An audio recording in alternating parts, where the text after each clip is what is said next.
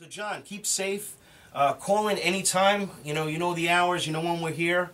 And I'd love to hear your opinions. You have a great mind, and certainly we should discuss things at future in great lengths. Great. You have a good one. God bless. You too. God bless you. All right, thanks, John. That was John calling from North Carolina, giving the perspective. He's going to be coming down to the when they have the Democratic National Convention, which should be interesting. We covered a few things there that was sort of on track. Everything, as I always say in all these shows, it's meets in the middle. Everything sort of has a point where the conversation leads to the same common denominator, this same spot, like that endless, bottomless pit of evil with the endless connections of spider webs that lead to the same place.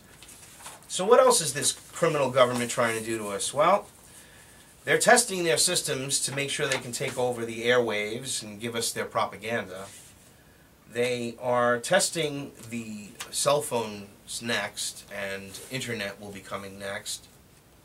There's also a federal crackdown assured as the systems keep moving into place. You already have these. TSA is now in moving into more states. More states are going to opt into, like Tennessee, which is allowing them to actually, I can't even believe it, just stop motorists and do Homeland Security checks.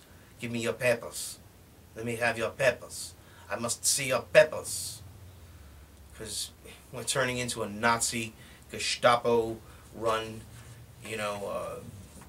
country. It just makes me sick.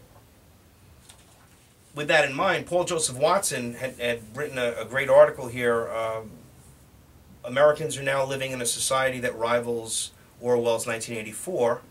And it is pretty true, because even things that Orwell had perceived, some of the things go far beyond that. It's more advanced. You don't have to rely on helicopters to spy on citizens. They can use these little unmanned drones that can fly around. It's just unbelievable. We are getting into that state. Telescreens everywhere, messages going through your personal messages, having the ability to take your cell phone on a traffic stop and download all the information from it. Why is all this here? To catch the bad guys, right? Yeah. To keep us safe. We're going to pull you over. We're going to make sure that you have an RFID with a GPS chip for the real ID and for your citizenship status. Meanwhile, all the illegal aliens are coming all over the place, not getting licenses, doing whatever they want. But yes, you will have to have this to protect and help immigration. It is Orwellian, because it's doublespeak. It says, we're going to protect the borders, but we're going to let everybody come through, and all the Americans are going to have ID cards. That's it. Okay. We are going to protect the borders, let all the illegal aliens come through, and all the Americans are going to have real ID cards to protect their identities. That's what they're basically saying. TSA is now hassling drivers in other places. The Viper Visible Intermodal Prevention and Response Teams in Tennessee proudly announced that it partnered with the TSA to be the first state to do this, as I mentioned. Department of Homeland Security is also developing a network of quote-unquote snitches to say something if you see something that looks suspicious. So we all have to be on this alert and be paranoid if you see, and you hear these commercials on the radio and on television. Officer, I see a box and it looks like there are wires coming out of it. Wires? It's just this dramatic nonsense, It's like, oh my God, come on, people. Come on. Do you really, they really do know that you are this dumb to be frightened by that, while you're watching, stuffing your mouth with popcorn and swilling beer, during the football game. I need somebody to tell me if I see something that looks dangerous. Hey, I see some guy with 4 gallons of gasoline coming out of the putting it into his truck. What am I supposed to do? assume that he's going to blow something up, or maybe he has to fill a generator because there's no power on his block like it was here. I mean, this is going to turn us into like a paranoid nation, ladies and gentlemen. I mean, this is just nuts. And they're doing this all, it's all social control, it's all psychological warfare, it's all part of the mind control to get you to submit to what they tell you to do.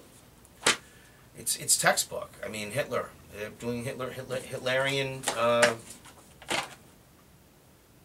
operandi created something, I create a word there, I don't know. But it's not good.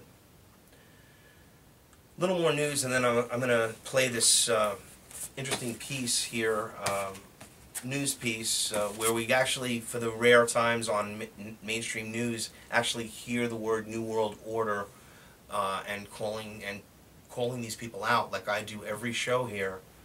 An English gentleman, and I was just amazed. I just ran through it once, and I saw it. I said, I've got to play this, and it really does break down what's gone on, what's happening, and from another viewpoint. However, I mean, the gentleman is clearly well scholared and versed in what's actually going on here, and how this designed implosion has occurred. I was trying to explain that to John, that all of these things that have happened have been set up to happen, and these presidents are, you know, they go along with the agenda. That's why they're selected, as he used FDR as a model, or as an example. FDR is on record of saying exactly that. Presidents are selected, not elected. They're selected because they're going to go along with the agenda. And then when you don't go along with the agenda, or you find fault with the agenda, they get rid of you. Now, it's not as if it's out in the open, although now presidents are aware of it. I mean, it took a couple of presidents getting knocked off for this to happen. Remember, he was also mentioning, John was talking about the turn of the century with history in the late 1800s, 1898. Well, in 1888, when John Garfield was murdered, he had went on record recently prior to that, speaking of the bankers, it was saying that, you know, when you look at who's with all the influence of these mega banks, basically, and their power and influence, that it doesn't surprise you how when a few men, several men, control all of this wealth, how periods of inflation and depression originate. Again, that's on record. John Garfield, who was murdered very shortly after speaking that. In fact, he didn't even make it past the year 1888. He was killed on July 4th, or was it July 6th? He was shot on July 4th and I think died on July 6th, 1888. Shot by a Charles Guiteau, who was like sort of like a really raving type of typical nutcase that they find, you know, like that they blame on these, that they get to do evil things and murder them. He was looking for a job, and Guiteau was refused a position because he wrote some letter or something he read, and people thought that it would be, he should have been made an ambassador, and they thought he was nuts. I guess he was nuts. But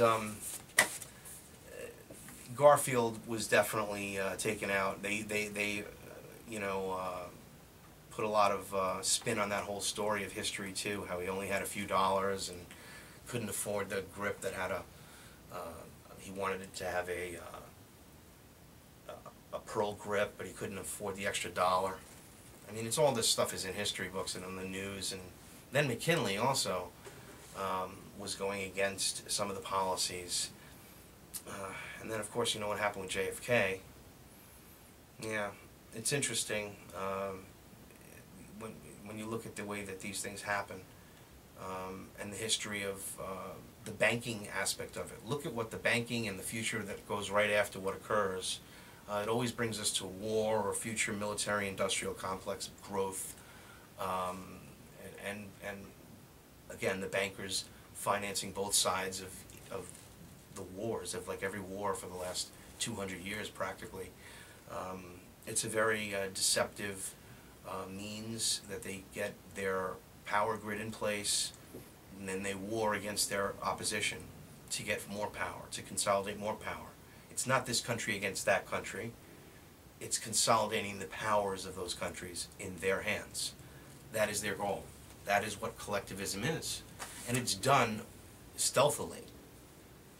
it's done blaming two countries fighting against each other, and the globalists could care less who wins, because they're going to get control over the winners and the losers. It's terrible, but it's true, and this piece that I'm going to play really amplifies that in a big way. But first, I'd like to talk a little bit more about what we were talking about here. With the FBI is now collecting biometric information from massive interagency database. This is from Madison Rupert, and Big Brother's on the march. And again, Homeland Security is just going wild. Their programs are criminalizing Americans who've done absolutely nothing wrong.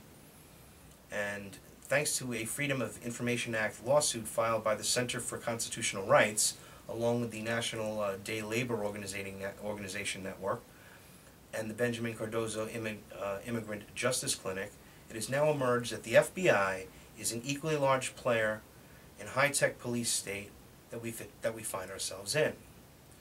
In an article by Sunita Patel and Scott Paltrowitz on Common Dreams, Big Brother is already upon us. This is a point I attempt to make every possible juncture. It is crucial for Americans to realize that an Orwellian high-tech police state is not something on the distant horizon, but something which we already live in. Yes, I know that, Madison. Unfortunately, very true. Anyway, the document contained revealed that the FBI views massive biometric information collection as a goal in itself, as part of the Next Generation Identification System, NGI system. This is where they're going. More Orwellian crap. NGI system aims to collect fingerprints, palm prints, iris scans, identifying marks, scars, tattoos, facial characteristics, and voice recognition. These are not necessarily collected from arrested suspects, but also from mobile biometric scanning devices and fingerprints left anywhere and everywhere.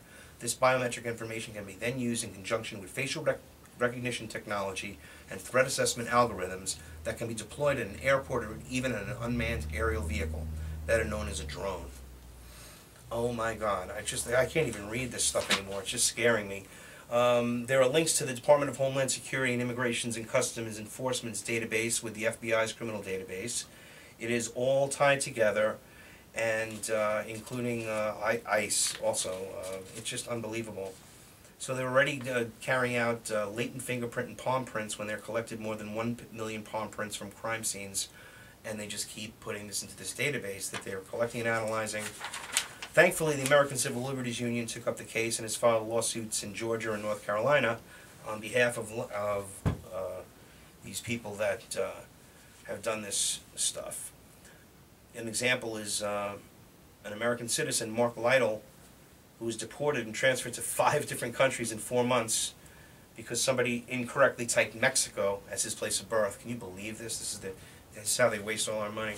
And everyone's running wild in the country, you know, and they're giving them guns to the drug cartels. And they're arresting an American citizen where somebody, an administrator, accidentally typed Mexico as his place of birth. Now, the poor guy has mental disabilities, so he was not really understanding what was going on, but look at how they jumped him through this whole system. It's just awful. Then there's a case of a Massachusetts man, John Gass, who had his driver's license revoked because the facial recognition system found that his authentic license was fraudulent.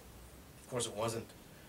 These types of egregious and hardly negligible mistakes are only going to become more prevalent as the FBI employs this new facial recognition and biometric technology.